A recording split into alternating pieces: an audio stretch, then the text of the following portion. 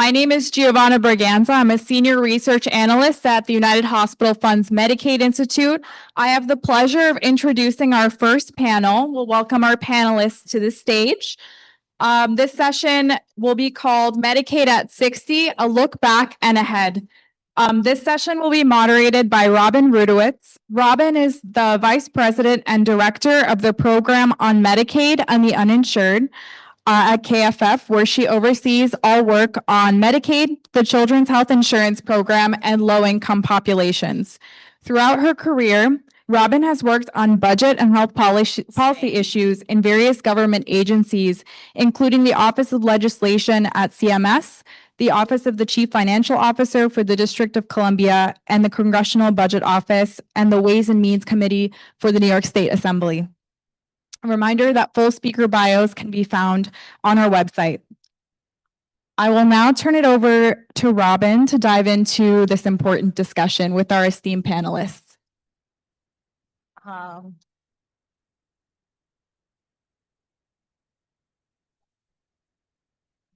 Great, moving along.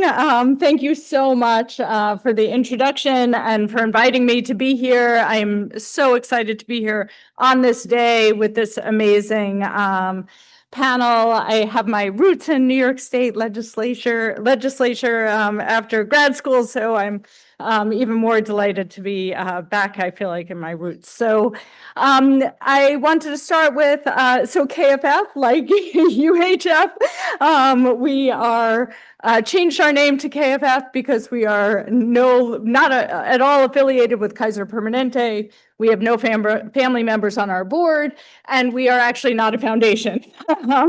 So we also go by KFF.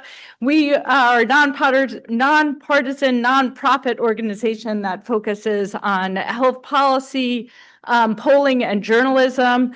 We certainly also try to provide a lot of state data and analysis. We try really hard to inform all the debates that are going on. We were very busy leading up to the bill, and have a lot of information on our website. We have a great panel here. I think I'm calling it 60 years in 60 minutes. So we have a lot of ground to cover, some of it similar to what we've already heard a little bit about, but maybe zooming back out to a little bit more of a national level. Before we dive into the panel, I just want to, because that's what we do, throw out just a few stats. So Medicaid does cover 1 in 5 people in the United States.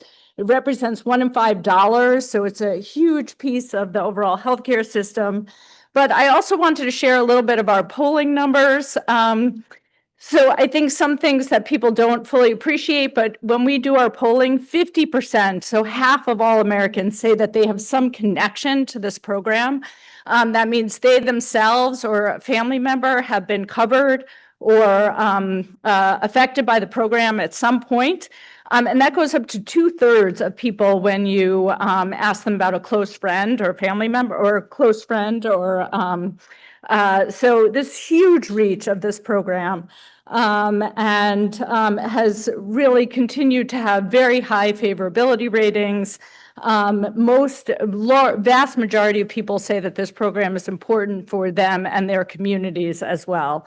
So with that background, I mean, our focus today is going to talk a little bit about the evolution of the program, some more recent changes, and then, of course, talk about the opportunities and challenges. I'll put that in quotes as maybe we'll do for the rest of the day. And talk about the future of the program. So I want to jump in. Really, we have a great panel. So we have Kinda Serafi from Manatt, a partner at Manatt. We have Meg Murray, who's the CEO of the Association of Community Affiliated Plans, and Leighton, who is a professor and the director of the Center for Health Policy at George Washington Milken School of Public Health. So I'm going to turn it over to the panel for let them more, of course, bios are available, but I'll turn it over to the panel to kick off to talk about a little bit of your current role and focus on the program before we dive into, the harder questions. So Kind, I'll start with you. Hi. Can you hear me? Does this work? Okay, great. Candace Serafi. I'm a partner at Manatt Health. I'm a New Yorker, and I was raised at the UHF conference. I was actually remembering being here 16 years ago, about to give birth. So this is my home. And I am at Manatt Health. I support state Medicaid agencies in all aspects of their implementation, eligibility, enrollment, benefit design, delivery system transformation, special populations. I work with about 10 to 12 states at any given moment. I also support the Robert Wood Johnson all-state technical assistance through the State Health and Value Strategy, and I'm a subcontractor to support CMS in a coverage learning collaborative. So I'm going to talk about what we're seeing at the national level across states, and really look forward to hearing your questions. Hi, and can everyone hear me here? I'm Meg Murray. I'm the CEO of the Association for Community Affiliated Plans, and we are celebrating also our 25th anniversary this year. And actually, 6 of our original founders were New York plans. That's a good news in some ways, except for when I looked at the list, none of them are around anymore. For various reasons, but today we do have 9 New York safety net health plans. In fact, all of what we consider safety net health plans are members of ACAP, and maybe they could just raise their hand so you can see. I saw a lot of you in the audience. So all the ACAPers, please raise your hand. So there's a couple of there. Right. Good. All right. Thank you. So I guess that's basically our definition of a safety net health plan is a nonprofit plan that is focused on Medicaid. Our 85 plans are all Medicaid plans, and about half of them are also serving people in the Medicare D-SNP space, and about 30 of them are in the marketplace. Hi, good morning. I'm Leighton. I'm a professor of health policy at George Washington University. I direct our Center for Health Policy Research. But let me mention, I've had, like many other people here, sort of a checkered career. So I am now at George Washington University. Before that, I was at the Center on Budget and Policy Priorities, where I did work related to advocacy and research, largely related to Medicaid. Before that, I was at the Urban Institute. In addition to doing things like this, I helped start up the Health Insurance Exchange in the District of Columbia, and still I'm on the board dealing with that. So I've been dealing with things for a number of years from the perspective of both being a professor. So I do things like yesterday, I was chairing a dissertation committee for someone who completed a dissertation doing research about Medicaid, and as well as teaching, but also research. One of the things I've been doing recently that I think has gotten some attention was doing analyses of the economic impact of Medicaid, some of the changes that were coming under the One Big Beautiful Bill Act. And I'm sure we'll talk about some of these things shortly, sort of about Medicaid. Not only, I mean, I will say as a health services and health policy researcher, traditionally I've looked at things like, what are the effects of health insurance? How does that change health access? How do we change designs of programs to improve them? But I've also been a budget analyst, so trying to understand how these things work with respect to federal, state, and local budgets, and how that all comes together as a picture of that very complicated beast that we call Medicaid. Great. Thank you so much. So now let's step way back. And again, we've already heard some overview. I think different panels will have different takes on this, but certainly we're going to start at the evolution and talk a little bit about the evolution of the program over time. As you know, we're celebrating the 60th anniversary of the program. When it started, there were ties to cash assistance and then incremental changes over time to expand coverage to people with disabilities, children, and so forth. So those changes along the way there have also been changes in the way Medicaid has been delivered and what benefits are covered, how services are delivered, as well as the implications for states and the overall healthcare system. So I want to, get those perspectives from the panel. I would say that when the program was enacted, the foundations of the program were to be an entitlement to people so that people who are eligible would get coverage, and also a guarantee to states for those matching dollars, and also created as a partnership between states and the federal government. So I would say while the recent changes do make pretty foundational changes to the program, those really underlying core pieces of the program did remain intact. With that, I want to, get perspectives from the panel on how the program has evolved over time in terms of coverage, delivery, and implications in the overall healthcare system. So maybe, Kinda, if you want to start, I'm just going down the line here. I'll pick us up. So both Medicaid and I are middle-aged, and we're a little creaky right now. We all know it. Amir just sort of super brought the mood down. Amir, no, I mean, it's important for him to tell us what we're facing and how we all have to band together and really fight what's ahead. But I do think, as we're all sort of trying to practice gratitude and get back to sort of what we can be grateful for, we have to talk about how far we've come along. Medicaid started as Robin said, as a program that was linked to welfare reform. And it was really initially covered just for children, pregnant people, low-income parents, aged and disabled. And it was incremental, right? We saw very low eligibility levels that grew and grew. The Children's Health Insurance Program came along. New York was like the leader and continues to be the leader in our Child Health Plus program with the highest eligibility levels. We also had Family Health Plus way before ACA expansion. So this has been an incremental progression that we should all be very proud of. We're definitely going to see declines, and we'll talk about it. But in terms of where we've come, we've seen major growth, both in eligibility levels, and then I'll just talk a little bit about benefits, and then I'll pass to Meg. We have EPSDT for children. That is a promise that children are entitled to all medically necessary services. That does not go away under HR 1. We are not calling it OBB, I'm calling it HR 1. You're welcome. And nothing beautiful about it. And we have also significant growth in what we've seen in behavioral health services. We are now in a program where we're offering behavioral health services that we never offered 20 years ago. And we've also made pretty considerable expansions related to long-term services and support. So I'll pass to Meg to talk a little bit about that if you want to. But I do think we should take stock because we are going to see some declines, but that foundation that we have arrived to is not going to go away. It's really firm. It's a firm foundation. So over the past 25 years that I've been at ACAP, we've really seen a tremendous increase in states using managed care as the delivery system. And today, every state except for 5 have some type of managed care, whether it's like New York, real robust managed care, or what they have in Connecticut, which is kind of managed care light in some ways, and then PCCM in some of the other states. So today, over 85% of all the people in Medicaid are in managed care, and over 56% of all the dollars. That's a big change from when I started at ACAP 25 years ago. In terms of just the safety net plans that I represent, a big change is also just how important they are as part of the ecosystem. 40% of all the people in Medicaid managed care are in safety net health plans. So oftentimes, not here in this room because you have so many, you probably know that, but people are often surprised that we're such a big piece of the pie. So as I think about the 60th anniversary of Medicaid, the other thing that I reflect on is there's also the 60th anniversary of Medicare, and what a profound difference there is in these two programs, both from their origins and their evolutions.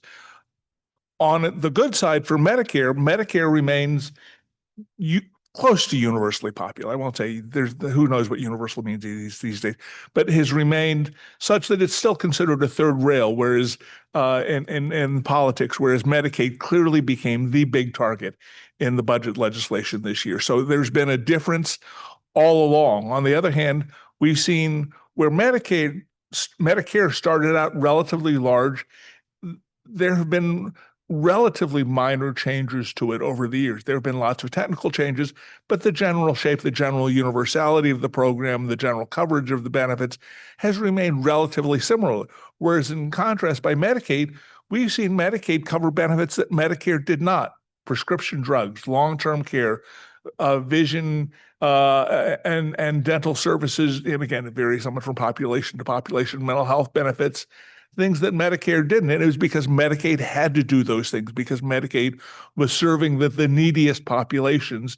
And in addition, because it was also sort of placed within the hands of the states really had tremendous abilities to leverage creativity in that regard. So, despite the fact that we've seen some setbacks, I think there's still major things to be proud of in what Medicaid has been able to do.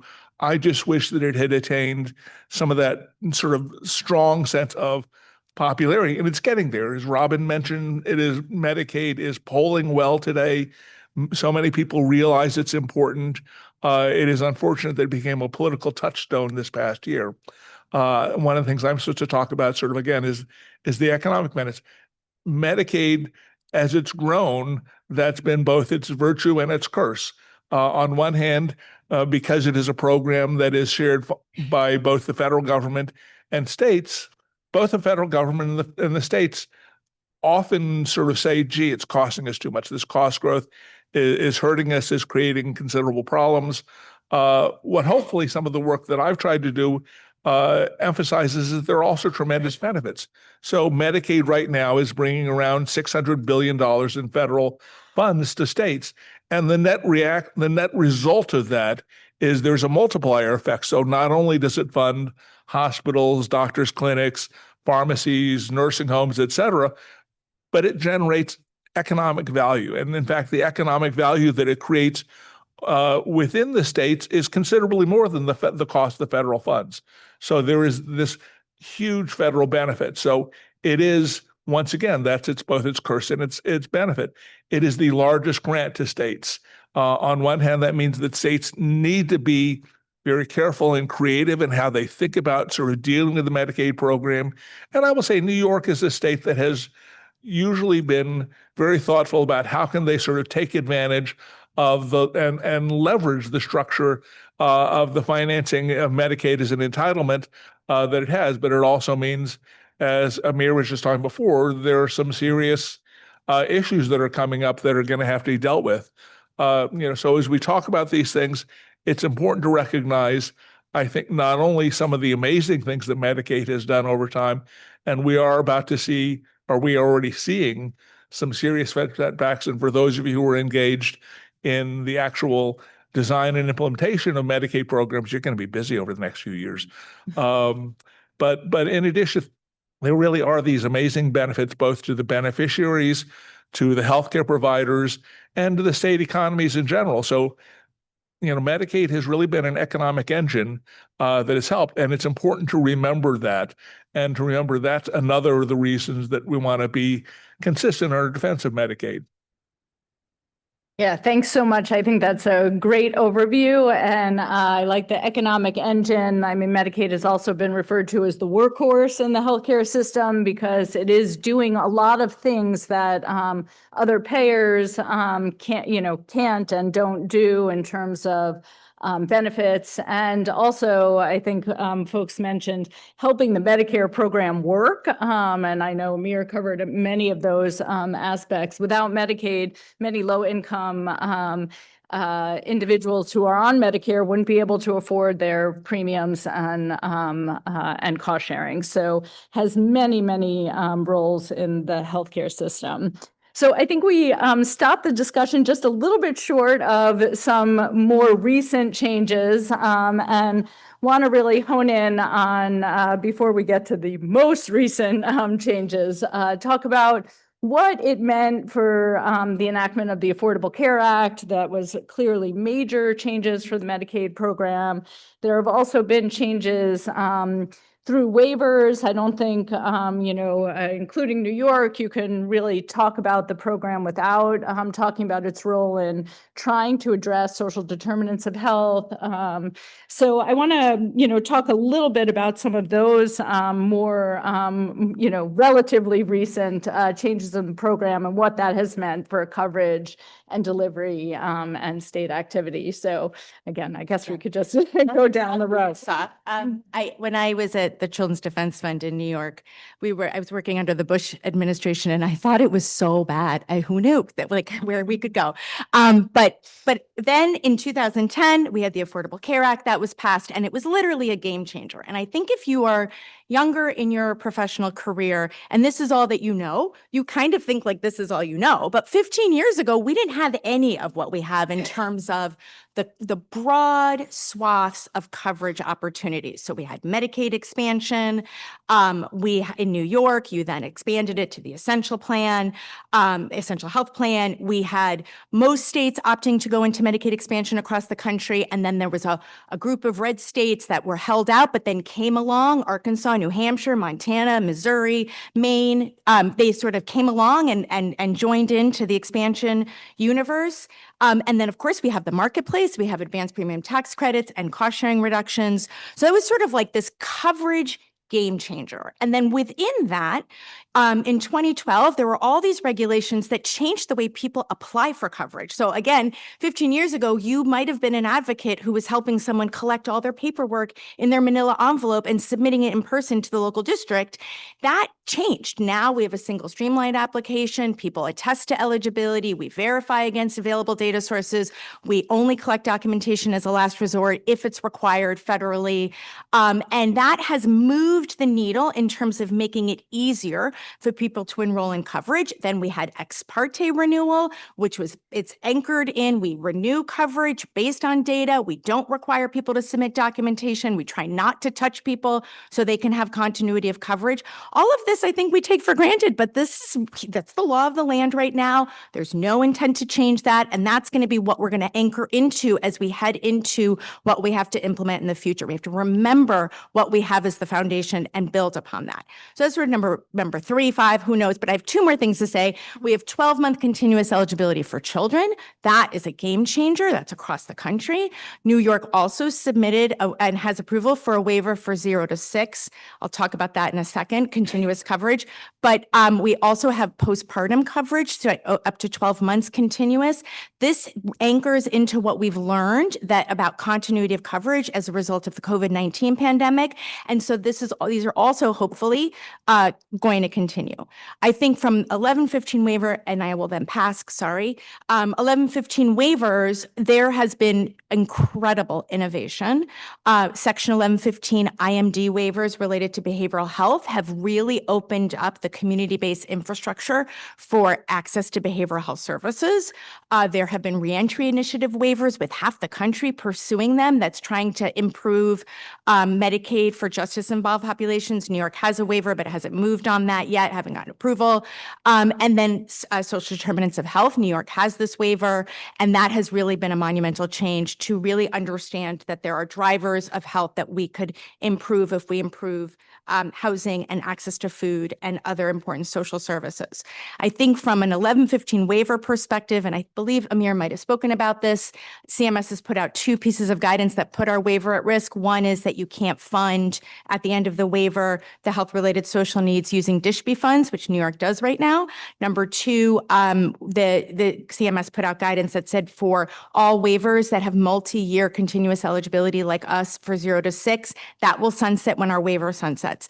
And then what else is going to happen with our waiver? That's still open and soon to be seen. But there are real important advances that we have made that we should be really proud of and that have not going to go away. And I will say, when we were preparing for this, Leighton said something, I'm going to steal it because I've been saying it to everybody who'll listen, which is that we are not going to go back to where we were before ACA was passed. We have to remember that. We're not losing expansion. We're not losing all the growth that we have. We are just, God forbid, we're going to lose some coverage, but we are going to mitigate it to the best that we can, but we will not go back all the way to where we were. And so we are starting strong-ish. Meg. Thanks. Well, I wanted to pick up on one thing that Kendra talked about, and that is continuous eligibility. And some of you, especially the ACAPers in the room, know that ACAP and its plans have been the champion for continuous eligibility. And I want to give a shout out to Leighton because in, I think, 2009, we contracted with Leighton to do the first study about the implications of continuous eligibility, coming up with some of the data that supported it. And that was in 2009. It wasn't until 2023 in the Trump administration that continuous eligibility for kids was enacted. So it's just another example of that you never know what's going to happen. There's ups and downs. It takes a long time in Washington. But we were thrilled that after it passed, then states started running with the multi-year for kids. And I remember actually a conversation with our board way back in the pre-ACA days. Somebody said, we should try to get multi-year continuous eligibility for people. They should be on for X amount of years. And I just rolled my eyes and thought, oh God, that'll never happen. But it did. So now we're taking a step back, but we will continue to push for it.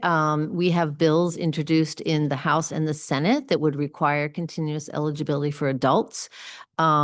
So, that's not going to pass in this Congress, but we'll wait again for the stars to align like they did in 23 and keep pushing for it. And we're taking a step back now, but we're not going to give up. And with Leighton's help, he's done a couple. That was in 09. You did the first study, but I think he did at least 2 others for us. Just having the data about how it impacts, the one in particular about kids and the impact for kids that had continuous coverage, what it meant for their school days and health and mental health and things like that. So we'll continue to work on it. And these ebbs and flows are painful when you're ebbing, but hopefully there'll be a flow again. So once again, I'm going to reveal my age. Here we've been talking about sort of the evolution of Medicaid since the ACA passed. I'd like to step a little bit further back because to me, really the critical change that happened in perspectives on Medicaid happened in the mid-90s. And it happened during the period when there was welfare reform. And welfare reform, you may remember, was really designed as a major effort to sort of cut back TANF, also actually to cut back Medicaid eligibility too. Particularly, it created a lot of changes in eligibility, cutbacks in eligibility for immigrants. On the other hand, it triggered the delinking of Medicaid from TANF eligibility. And in addition to that, during that period was the period when Section 1115 waivers really began to be used as ways in which states could creatively try to expand Medicaid eligibility. So that was a period of tremendous growth in which it was triggered in part by federal legislation that was intending to cut back welfare services, including Medicaid, but in fact triggered a reaction that led to really the sort of expansion that began in that period, eventually led to the ACA. So again, I'd like to believe that the current setbacks maybe can still be leading to a situation where there is some ingenuity and collective effort to do things to try to sort of rebuild Medicaid again, and hopefully to a better way in the future. Because Medicaid, much as I love the Medicaid program, we all realize there are lots of flaws with the Medicaid program as well. One of the things that I would say causes me some concern, we've talked about the legislation. We realize the legislation is an issue. There are still issues that have to do with administration. Again, state flexibility, the ability to do things with waivers, whether they're explicitly Section 1115 waivers, or just that's the flexibility that exists through state administrative efforts, state plan processes, et cetera, have been allowed states like New York to really be very expansive, to be very creative in how it was addressing all the innovative policies that Amir talked about. I will say I do worry a little about what's going to happen on an administrative front. We are not only seeing the legislative attacks on Medicaid, we are seeing administrative attacks on Medicaid as well. And to the extent, will we see CMS or HHS try to sort of reduce some of that state flexibility, and really they're already trying to do various things to limit some of the Section 1115 waivers. We'll have to see. And that's where another element that has come up that to me was fairly interesting in the evolution of the past several years is really then the reaction in terms of lawsuits. And so, I'm not a lawyer, I'm a PhD. I think of things in a certain way. On the other hand, my department is filled with lawyers. The founding chairman of my department is Sarah Rosenbaum, who many of you may have heard is one of the leading health lawyers in the nation and has been involved in a number of the lawsuits, working along with lawyers all across the country in reaction to these things. We've seen an amazing increase in lawsuits related to this area. At the same time, I do worry that there have been some changes in terms of also things like Supreme Court decisions that limit some of the ability for Medicaid to be used in lawsuits, the ability, for example, to represent the entitlement for people to sort of seek the benefits that they're supposed to get. So these are still some issues that have yet to be decided. Great. Yeah, I just want to pick up on a few things that you said. I think it is, and it sets up the next part of the discussion. That I think with the ACA and back to the delinking of Medicaid from welfare, it was really twofold. It was changing eligibility, but also changing the processes and streamlining eligibility. And during CHIP, it was really the first time that there was streamlined applications and really promoting people to enroll and access coverage for the first time. That carried over into the ACA and, you know, all of those expansions in coverage. So it was the eligibility expansions, but also a lot of the underpinning changes. And I think those varied quite a bit across states, will continue to vary, and also are so important to remember as we go into these next changes, that it's the policy change, but also how those policies are implemented, you know, really makes a difference in terms of how individuals' ability to be able to maintain and obtain coverage.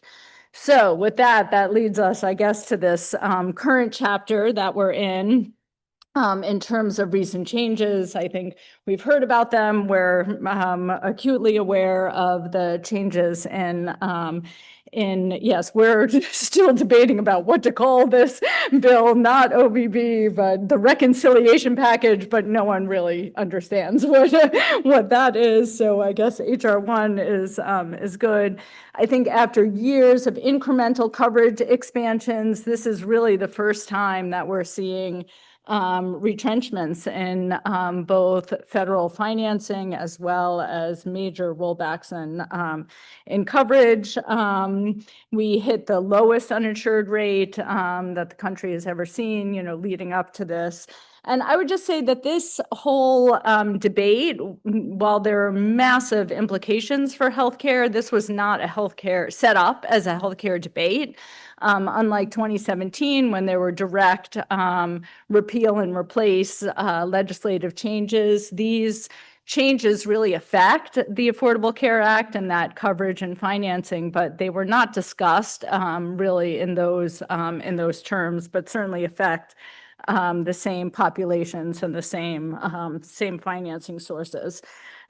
So there's a lot of changes. We heard a lot about the changes. So I want to set up this part of the discussion to, you know, talk about the changes from perspectives of coverage and delivery and state financing, but also maybe to hear some perspectives about you know, some ways that, you know, everyone is talking about mitigating some of the harm on coverage going forward.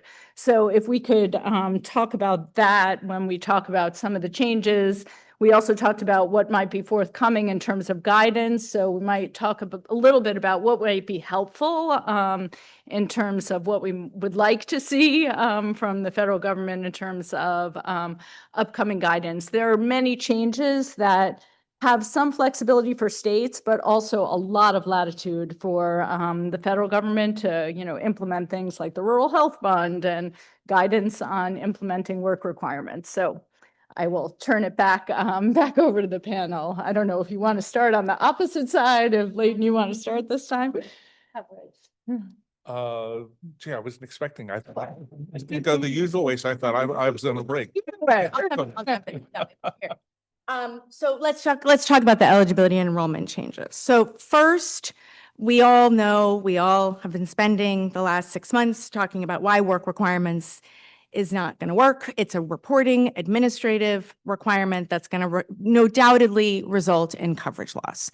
So what do we have ahead? Now we're all in our various stages of mourning, and I think I've learned to accept that people are in different stages. So I'm going to come from this a little bit from the acceptance stage, but if you're mad and angry, you can be that too. But sort of if we are in a place where, okay, work requirements is statutorily required to go into effect January 1, 2027. But as Amir mentioned, as it and is in the statute, states may submit at the discretion of the secretary's approval a request for a good faith waiver to go up to 2 years later. And it's important for us to have clarity from what would states need to demonstrate. What does good faith mean, and what is that really going to have to entail in order to get to that? What we know about work requirements and the structure of it now is that it's not like what was laid out in other states, both in Georgia that implemented and other states that had planned but didn't implement. Those waivers for work requirements had allowed people to enroll in Medicaid first and then demonstrate compliance or exemption. These work requirements do not let you in unless you are demonstrating compliance or an exemption. So there's a look back period and there's state discretion. It can be 1 month or up to 3 months consecutive. And then the renewals for work requirements for expansion adults is every 6 months. And then there's going to be a look back period within those 6 months. It's going to be a frequency up to the state, but New York could decide just compliance or exemption in the 1 month. Now, there will need to be CMS guidance. That's in the statute. It's required to be provided no later than June 2026. For states that are planning on going earlier, and if you ask which were those states, you can look to see the Kaiser tracking on the states that have pending waivers before work requirements waivers before CMS are probably the states that want to go earlier. States that want to go on January 1, 27 are going to need that guidance as soon as possible. They're going to need to know what their systems have to require and what they need.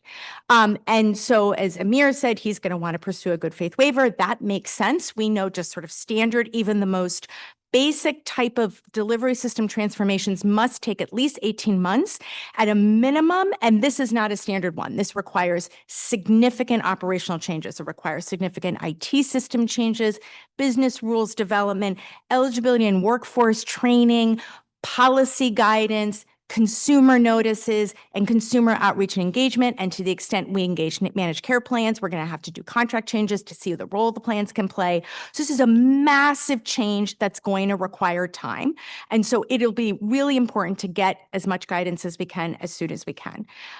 Just a reminder, if and when New York gets a waiver, a good faith waiver to extend the go live date, which will be good because that will help us build and plan, renewals every 6 months is going to go live on January 1, 2027, regardless of whether we get a faith waiver or not. So those renewals at 6 months for expansion are going. There's no chance to extend that. And so we are anxious about work requirements, of course. You know that song, Anxiety is that's like constantly. So we are also very worried about the 6-month renewals because remember we talked about unwinding for years. Like it's literally all we talked about. We were like, oh my God, oh my God, oh my God. And the reason it was good for us to talk about it because we were able to mitigate coverage loss because we planned and we did outreach and everybody, the providers, the community-based organizations, the plans, everybody stood shoulder to shoulder to mitigate coverage loss. Now that's going to double for expansion adults. That's going to happen every 6 months. So we really have to do a lot of work to help get out the information and to support people in their renewal process. So I know that was a lot and I have so much more to say, but I'm going to pass it to Meg and then I'll come back. So on work requirements, we have one plan in Georgia that is an ACAP member care source that is already involved in the work requirements. And so they have been sharing with our plans their experience, which some of the things that you can imagine that they say they think there should be increased outreach. They wanted to make sure that caregivers could also have an exemption. I forget if that's part of the law now or not. I think it's not, but they want to simplify the reporting. And CareSource has a whole life coach program to help people know how to fill out these forms and look for jobs and things like that. Here at ACAP, one of the things we're going to be working on is a list of things that the plans might be able to do. We know the law prohibits them from certifying that their enrollees meet the requirement. That was one of the things that was put in the law. But our plans can do everything up to that point. Of course, there's an issue of how much they'll be able to be paid for doing that. And so we'll be requesting that the states address whatever they're requiring them to do, address that in the rates. But we are looking at that. I think there's also a requirement, or plans are allowed to text people about the work requirements in the law, which is a good thing.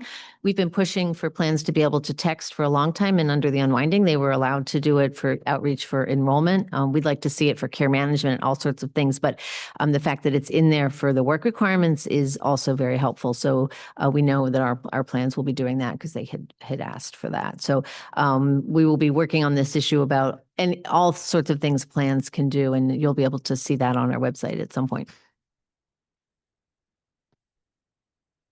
The puzzle on work requirements, of course, on one hand, the people who are the advocates of work requirements not only think that it's going to help people find jobs, which I think the experience shows it doesn't, but in addition believe that systems can be set up to do it relatively smoothly without the dislocations that we've seen in places like Arkansas and Georgia. And I will say, technically, I'd like to believe that's possible.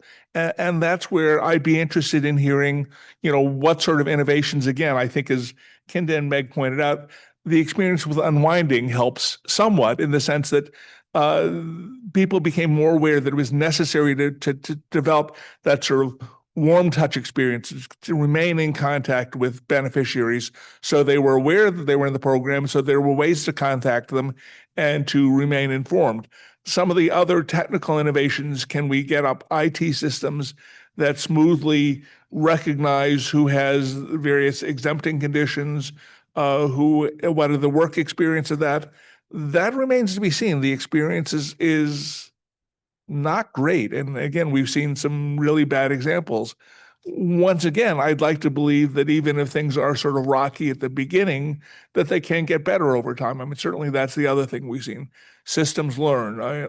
When we've seen Medicaid expansion and other changes, initially they're sort of rocky and they stabilize and get better over time. So once again, I'd like to believe that, as I do think there are serious problems with work requirements, I would believe that we can learn. And hopefully that's one of the things where we will see that basis of learning. And that's why it'll be important to see what the information comes out from CMS as far as what do they think will be necessary as the guidance. My impression right now is that CMS doesn't have the faintest clue as to what sort of guidance it wants to put out. And so we'll see. And then to what extent are they willing to think about good faith, sort of waivers, we'll see. But again, that's the thing, that there is a little bit of time for planning. Some of the things that come in for states right now are thinking about some of the changes that happen on the financing side relating to provider taxes and state-directed payments that sort of kick in a little sooner. And so those are some of the sort of front burner issues. But once again, I'd like to point out that, this is a time when hopefully the ingenuity of people like you in this audience can help support Amir, other advocates in the states in terms of trying to think of better ways to do things. It also would be nice to believe that, and this remains to be seen, will we have a situation where CMS is open to hearing things from outside parties saying, gee, maybe you could offer some more flexibility or do things in ways that are not intentionally harsh, or that explicitly say, gee, we're just going to peremptorily say, we're not going to let these continuous coverage waivers continue. We're not going to, we're just going to cut off some of the social determinants of health conditions. So far, that's the way they've been reacting initially. And that's where hopefully there'll be pushback that comes from people saying, no, there really are reasons, and there are evidence-based reasons as well as humanitarian reasons why these things are important. I will say that's where I, as a researcher, sort of have a schizophrenic life. As a researcher, I want to see evidence. And so there's part of me that says, by God, I really want to see hard evidence. As an advocate, I want to see, give hope. Let's try to think of things that we think are possible, and how can we paint that? And then the trick is how to align these two things so we can provide evidence that shows that there are ways to do things in a better way, in a more humane way, that provide benefits. And I think that will be part of the trick. In doing this, again, some of it may be providing evidence to CMS, as well as to your state officials in doing some of those things. And some of it may be providing evidence ultimately that go to the courts. Great. Yeah, there's a lot. This is another theme of the day, I think, is that there is a lot of work ahead. We at KFF did a brief on looking more in detail at some of the requirements around the work requirements. And we have an appendix that has like a really long list of questions. And so I think we all have a lot of questions moving forward, both for the administration and for states. Yeah, how will people document, if their systems are not able to do this data matching, how will people document that they are either working if they don't have regular work or meeting exemptions? And I think also highlighted some particular issues with populations that could be vulnerable to having issues, like people with behavioral health issues. So there is a lot of work to figure out moving forward, and how some of these things get implemented. And it is will be phased in over a number of years, many of the provisions that were included in the bill. So before we leave time for questions, I just want to do a speed round, maybe, as thinking about the 60th anniversary. If there's maybe something we didn't touch on in this very quick overview of the program that you might want to highlight that we didn't cover, and maybe birthday wish for the program going forward. So. Well, I'll just say I work in a lot of states and have seen it all. And I have to say, New York State's the best state. And I'm not just saying that.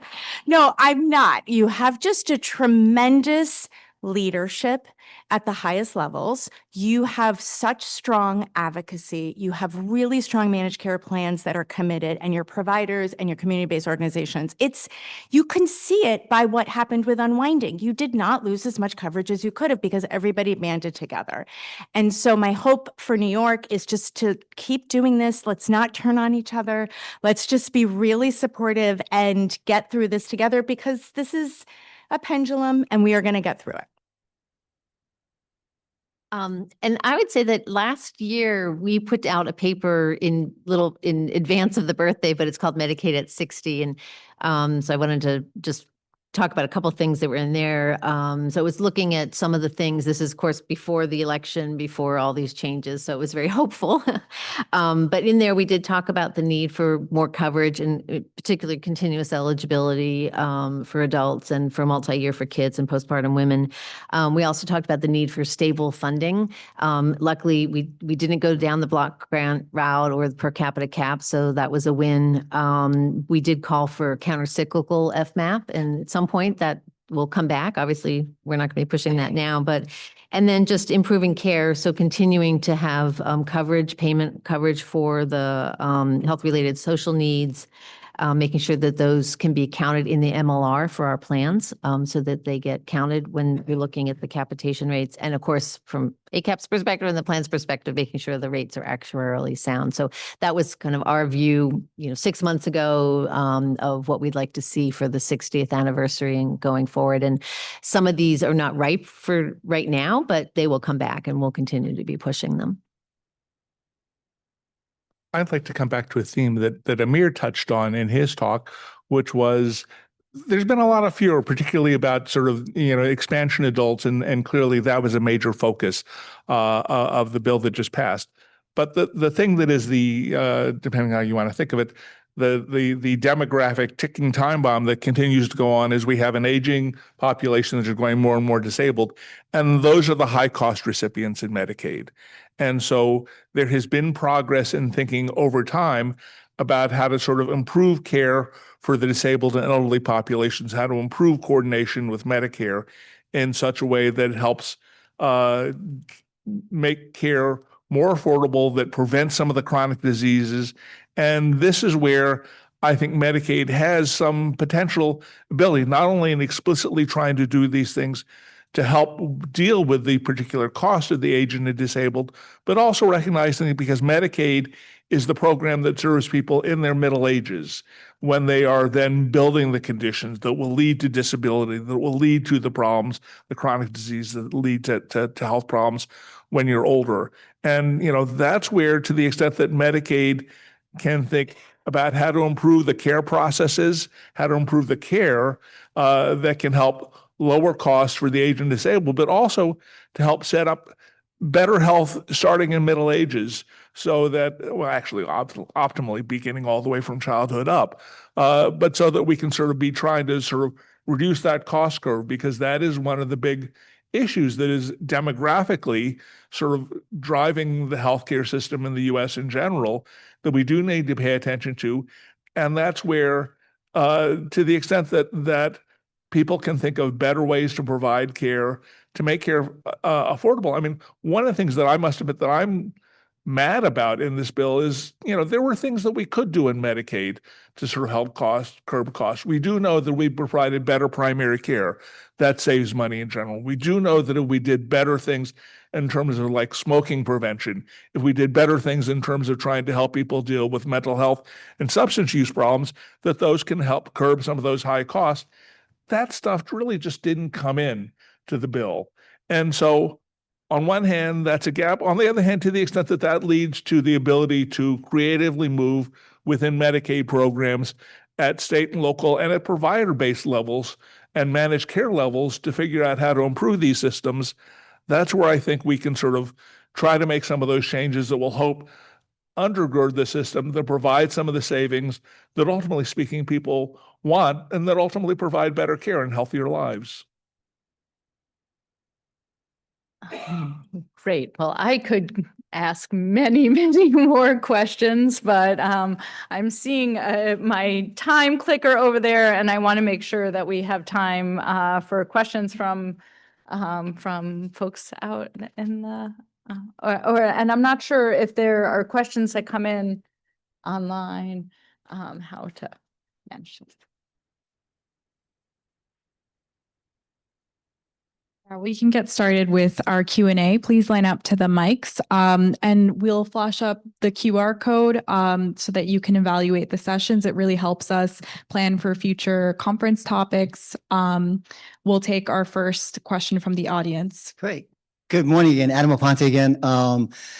Asked a lot of questions. That's why I come to these sessions. But some of this stuff is obvious, right, in terms of impact. But I was, when Kinda, when Kinda, you were talking, you talked about all the things that the state has to do, the DOH is going to have to do to implement this. What's the cost going to be to do all this stuff, right? Biannual certifications now, work requirement verifications, just like Considerable. It's going to be millions and millions and millions of dollars to build the IT systems, to pay for the eligibility enrollment workforce, to pay for the call centers, to do renewals every 6 months, all the paperwork and processing.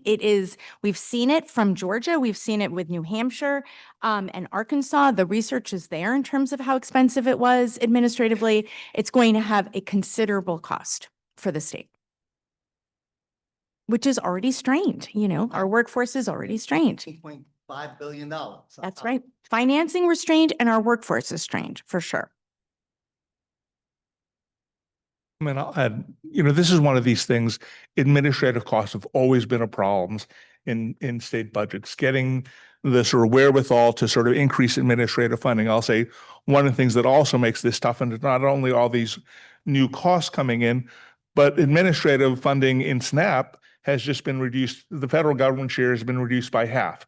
So to the extent that sort of welfare departments share in the costs and how they do this work, this leads to financing problems from the state. So hopefully, advocates will be thinking about how to defend that ability to sort of expand the pool for administrative funding realizing this is something that's always a tough sell in states, and not just states, actually, local governments too.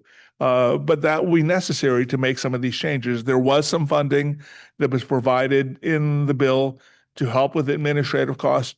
On the other hand, about half of it was going to CMS. God knows what it will be doing with these things. The half that was left available for states remains to be seen how it'll be allocated, but simply the cost for the work, the budget set aside for work requirements, when we look at the experience of Georgia and Arkansas, says that was like hundreds of millions of dollars too little. Once again, these are challenges that are going to be caused.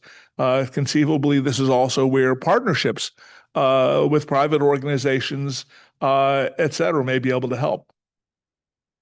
I would just echo that. I think it's the cost as well as just the sheer magnitude of the challenge. Medicaid has not ever had to do some of this tracking. So it's one thing to increase the frequency of eligibility. That's something Medicaid is already doing, so it's more. But doing this work verification, talking to systems, Medicaid, many states don't have systems that talk to other agencies like that. So creating those linkages is really is going to be quite a challenge for many states, in addition to just the sheer cost of that. We encourage folks in person to come up to the mics to ask your questions. We'll move on to a Zoom question. What are some proven evidence-based strategies to deliver better care at lower costs that you would recommend for implementation by New York Medicaid? Oh, well, if we knew the answers to all those questions, but yeah, I don't know. Do you want to talk, Meg, about some plan? Some of the things our plans are doing related to what we sometimes call social determinants of health. We have a collaborative going on right now to see what kinds of savings are possible from that. But we know that our plans are helping with housing, job support, job search, even climate change. So right now I don't have in my head the savings from that, but we know that these are things that can keep people out of the hospital, which is where all the drivers of the savings come from. I would just say one other thing on continuum of care. I think a lot of states, including New York, have really worked to develop the continuum for crisis care. So, there's 988 where calls come in, but having that structure underneath to provide management and access at all different levels among the crisis continuum is also helps to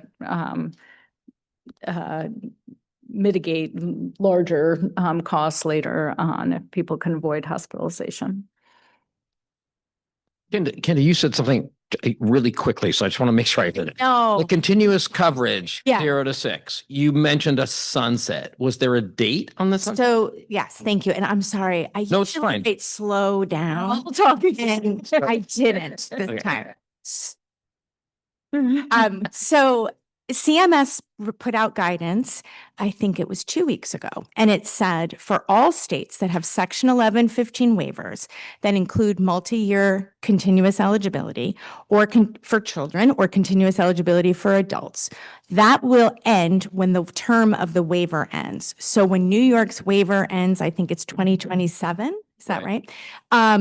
That we will not be able to continue our 0 to 6 continuous eligibility. And do you read that to contemplate that the people in the program would stay in the program? It would be going prospective, or would it cut immediately? So, a great question. I think it means that so that kid who's at 4 Yeah. and it's 2027 Yeah. will just get 1 year of continuous eligibility after that. They're not going to get 4, 5, 6 because the demo ends. So the legal authority ends. So they can't keep having the multi-year. So that 4-year-old will just get 1 more year at renewal or 2 more, they'll have their annual renewals, but they won't be able to live out their 4 to 6 because the legal authority for that continuous will go away. Got it. Okay. Yeah. Thank you. Yeah. Hi, George Hulse, Emblem Health. I'm a big believer in this trip and 1115 waiver, the things we're doing, and all the attention we're giving to SNAP and expanding Medicaid. But do you think we also should be interested in education if we're in healthcare? Do you think if we better educated our population, less people would need SNAP? Do you think if we better educated our population, less people would need housing subsidy, would need Medicaid? Do you think if we're really in if we're really in healthcare, should we also be concerned about education and not just talk about expanding our budget and expanding services? I mean, Yes. of course, education is, you know, that education is one of the fundamental aspects that's related to good health. But I will say, to the extent that we improve people's education, will that help reduce healthcare costs? And there's sort of a raging argument that goes on about this.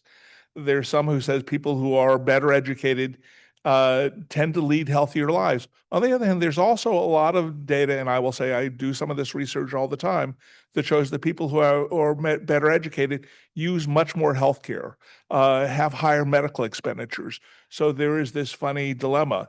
To the extent that we can do things like improve health literacy, help people understand how to take care of themselves, I think that's critical. That's important. I will say, you know, one of the things that I was a little disappointed with HHS Secretary Kennedy is he's right about saying, gee, we could do more to help people take care of themselves, to be healthier. On the other hand, the ways in which he's sort of picking to choose what topics to deal with are a little odd, where there are the obvious things of helping people get sort of reduce smoking further, to sort of reduce levels of obesity, et cetera, are fundamental aspects that we know can help. And yet that did not seem to be some of the things that he paid attention to. Yeah, I would just, I would go just say something related back to the social determinants of health. Several of our plans do support GED attainment for our members with that thought in mind. And I would just say, I mean, on the link between Medicaid and education, I think it's Medicaid plays a huge role in providing services for kids in school, and also linkages to children with special healthcare needs. And I think that's a topic for another whole day and panel, but I think with changes to the Department of Education and how those linkages continue, will be something to really watch, because Medicaid is a really important piece of school-based healthcare, and helping children who are in school provide those healthcare needs so that they could be better learners. So We have time for two last questions, so. Perhaps premature to ask this question at this point, but to what extent might we see states implementing some kind of tax, like a soda tax or something, to raise revenue to augment any revenue losses that they might be experiencing? And to Leighton, he's our finance. Certainly, there are places that have implemented soda taxes. And I think the primary reasons for doing this actually are sort of more to, you know, curb the use of sugar-based sodas that have some health benefits. They're not going to get a whole lot of extra financial gain out of it, because, I mean, obviously, half the goal is to actually reduce the consumption of, you know, sugar-based sodas. But this is something that has been considered. You know, once again, this sort of leads into some of the complications of things like tariffs, where we're seeing, as we begin to think about more complicated ways of pricing things, this makes it harder to implement things at grocery stores. This makes consumers confused. But in general, I think there are, you know, very good reasons to think of things like, you know, taxes on sugar-based sodas or sugar-based drinks in general. So I'm going to throw you a different football before lunch. Okay. So I appreciate the focus of this conversation on, you know, in reality, a law was passed, Implementation needs to happen. We're all talking about delaying harm and improving the process over time to lessen the harm. But when I was a kid taking a boxing class at the YMCA, when I lost a fight, I went home, I healed, I trained harder, and then I got back up to fight again. So I'd like you to comment on public accountability in New York for what has happened and what is unfolding in New York. And where and what energy do we, community, need to invest in a repeal strategy, a reduce cut strategy, and to use the data that Amir displayed today and that the governor's office and OHIP and the people we're going to hear, Amanda, Emily, Selena, about the traumatic and existential impacts. Should we be advancing a public accountability conversation as well? And should we be organizing around this time our repeal and replace strategy? What do you think? Yeah, maybe I'll take a crack at that since Doug is one of my members and on my board. And we've talked a lot about this. And I just also wanted to give him a shout out to the incredible work he did to fight this battle. He was really a leader in ACAP here in New York, but also for our advocacy nationally. And I think it's a really great topic. And I think one piece of it is the research. We heard from Commonwealth, and I know Leighton's already thinking about the research to prove what happened and why and where these people are going and why people are falling off. And then keeping it in the national conversation. And the enhanced APTCs is another fight that we are in at ACAP. We haven't really talked about that except for tangentially, but that's going to hit the fan in November 1st when the rates open enrollment starts. And the rates are going up by tremendous amounts. Most people won't understand that it's not directly related to the bill. It was really what didn't happen as opposed to what did happen. But it will be the first time that people see what they think is an impact of the bill. And so we are fighting to get those enhanced APTCs extended, but it's probably not going to happen by the time of open enrollment realistically. If it happens, it'll probably be in the end of year package. So it will be the first time, as I said, people will see what they think is an impact of it, although in some ways it's not. But I think that we need to tell those stories, make sure people understand when there are these impacts. And as I said, that will be the first one. Although it's interesting, I'm sure a lot of people saw, I think it was a New York Times article about a hospital closing in Iowa, and the hospital said it was because of this bill, although the bill had not yet passed. But people in their town, but the hospital was seeing it was going to happen and was making what they thought was appropriate changes to close a clinic. But the people in that town said, oh, it's not because of the bill. So they refused to believe it. So which of course it happened. It was bad timing in some ways to say it was because of the bill that hadn't passed yet. But it made me think about, telling the story and making sure, how do you get people to believe it's because of this? When there's so many different reasons for changes, and this bill will be one. But we need to make sure, as Doug's pointing out, that we hold the people that voted for the bill accountable and that they hear about it and that we have ways to document it either by research like Leighton's or anecdotes that people will believe. Yeah. I believe it's important to try to hold accountability. There's certainly lots of efforts. There are many people who believe that sort of the passage of this bill will be important for what happens in the midterms. At the same time, I'll acknowledge that the way politics work and people's beliefs are funny. I mean, we all know that we've seen the statistics that the counties in the country that tend to have the highest Medicaid populations tend to be Trump counties. And so there are these paradoxes of where you would expect that people see the benefits of Medicaid and other things like this, and yet that doesn't necessarily correspond with their political beliefs or how they vote. And so at that point, I'll say, okay, I'm not a political scientist. I'm puzzled. I don't know, but that's where, once again, there needs to be efforts to try to sort of keep accountability of this, both in terms of doing research like I do, but as well as communicating to the public and keeping in mind people's beliefs. And that's where I think the overall tenor of this bill, the overall tenor of many things that the administration has done, sort of add up to that sort of much broader belief of, is this a situation where the government is trying to help a broad base of people or trying to help a very select few? Great. And with that, we'll wrap. Thank you so much to our panelists for this engaging discussion.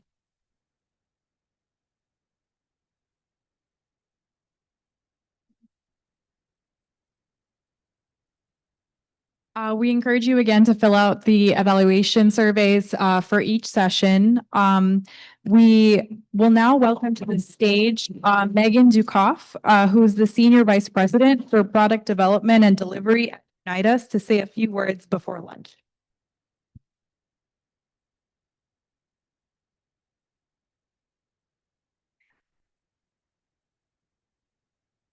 Right.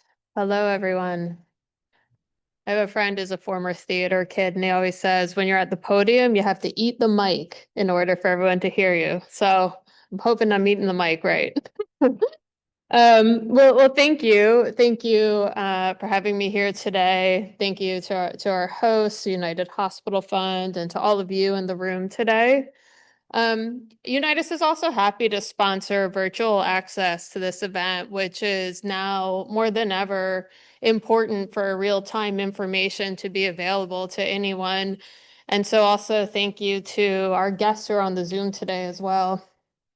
This is my first time at this event in person. So, in this room full of really visionary leaders and the folks who are doing the hard work and celebrating this milestone of 60 years for Medicaid, which is incredible. I feel like this is the right moment to talk about myself. Yes, landed that one. All right, actually wrote pause for laughter on here. Manifested it. Awesome. So a moment like this really makes you reflect on the journey and what formed you along the way and prepared you for the road ahead, right? And what brought me here, and probably so many others, of course, are my parents. My father, who really taught us about compassion and kindness and to give back, especially when you have more than enough to give. And my mother, who taught us to take action, to stand firm in our beliefs and to refuse to be navigated away from our instincts and our values, to step forward when others step back. And so the result of that is my siblings and I, we all went into careers of service. My brother in nonprofits, my sister, a children's librarian, and myself, prior to Unitas, a social worker. So in my social worker life, I was fortunate to be at some incredible community organizations, some with FQHCs and case management programs and treatment centers, where Medicaid was a critical part of ensuring we could serve the folks who came through our doors, making sure that they got what they needed. And so today, on Medicaid's 60th birthday, the message to me is that when we enable folks to invest in their health, their whole person health, we empower them to invest in their lives. And what could be more important than that? I live in Brooklyn. Nobody else? Yeah, there we go. There's my neighbors. And sometimes when I'm out, I have this silly thought. When I'm like at a restaurant or a movie or wherever, I think everyone here made the same choice as me today to come to eat a meal here, to see this movie, whatever it is. But on a much larger scale, I see in this room all of us who made the same choice to attach ourselves to the hardest problem, to rise to this moment, to collaborate and build something bigger than ourselves, to better the well-being of our communities and our state, and to empower those who need it to invest in themselves and to create lives of health and dignity and success. And again, what could be more important than that? So I'm thankful to be a part of this mission in my own small way. I look at all of you doing the truly hard work in this room, and I'm proud, and so is Unitas, to support the SCNs, their partners, and all of you in this work and in this moment. So thank you.